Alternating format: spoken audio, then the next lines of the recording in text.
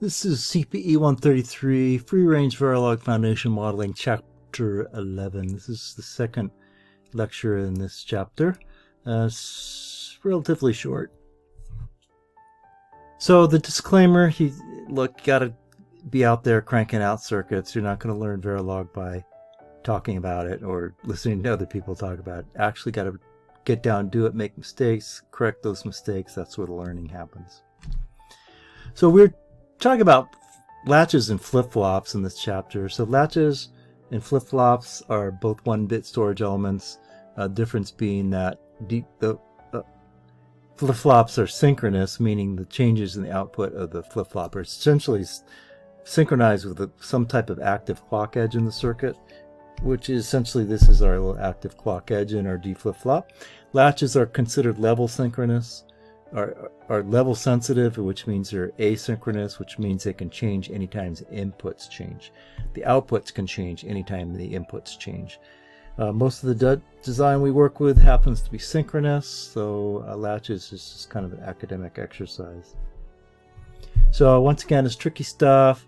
What we want to do is kind of look at the difference between non-blocking and blocking statements, and it's tricky, but the rules are super easy to follow. Essentially, use blocking assignment statements for combinatorial circuits and non-blocking statements for sequential circuits. So it's really kind of important. I consider this actually an excellent interview question. So by all means, you should understand this. It's going to help you out, but if you're not going to understand it, at least, very least you can do is follow these rules. So let's take a look at this. So this is two pieces of code here, one that uses these blocking statements and one that uses these non-blocking statements. So essentially the interface is exactly the same if you look at this, but what's happening, the point being, is that the circuits are completely different, and I thought I'd go over that just to give you an idea of what's going on here and give you maybe a feel for where the notion of blocking and non-blocking come from. Okay, so these are the blocking statements. So what happens here is the way the code is interpreted is this is the blocking. It makes this assignment before it goes on to the next statement. So essentially, after it sees this assignment statement, it blocks until that assignment is done, and then it goes on to the next statement. And so the result is that D is being assigned to Q, Q1, which you can see here, but now Q1 has the value of D, and for the second statement, Q1 is being assigned to Q2, but Q1 has the value of D, so effectively D is being assigned to both Q1 and Q2. So here's the circuit right here. One thing to notice here is that this piece of code here actually generated two flip-flops, and for both pieces of code did that, but the way they're connected is a little bit different. So once again, this one using blocking statements, it blocks until that particular assignment is made, and once that assignment is made, that the new value, which is the Q1 value, is available to use in your circuit, and that's why it generates this resulting circuit here. Now the other version is the non-blocking statements. So what you see is the two exactly the same statements, but they use non-blocking operators. Now the issue here is that when it sees this assignment, what it does is it doesn't make it immediately, it actually schedules it to be made. So this assignment isn't made, it's scheduled to be made. And the assignment is actually made when the block terminates, the always block terminates.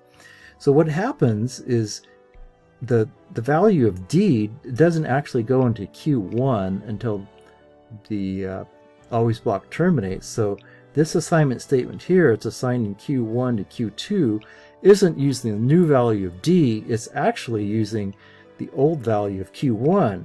So here it is, Q1 is by all means getting D, but Q2 is getting is getting the old value of Q1, and that's completely different than this circuit right here. Now these are kind of the fine details of blocking versus non-blocking, but like I said, I think it's an excellent interview question. One thing to notice in here is just the way the code is formatted.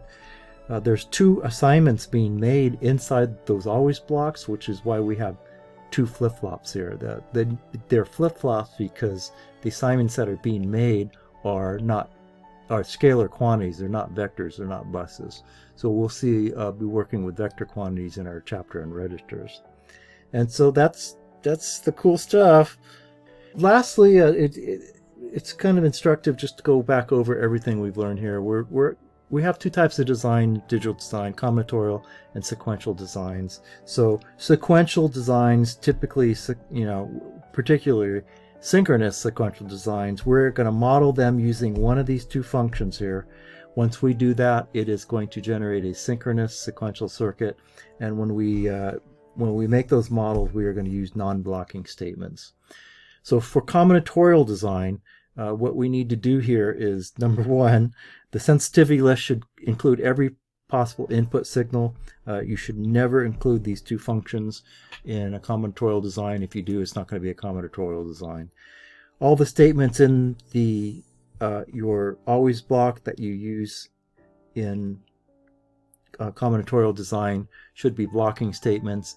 And once again, typically speaking, you should either provide an output for every input combination, or provide a catch-all statement to ensure that the design is combinatorial. So that's it. So we talked about latches and flip-flops, which are 1-bit storage element. Latches are asynchronous, level-sensitive devices. Flip-flops, synchronous, edge-sensitive devices. Two ways to model a sequential circuit. You could incompletely specify the circuit, or you can use these posedge or degedge functions. So when we use these always blocks, there's going to be assignment statements in there. We have a choice of using blocking or non-blocking, but it's really easy to do. Essentially, if we're modeling a combinatorial circuit, we use blocking assignment statements. Otherwise, we use non-blocking for sequential circuits.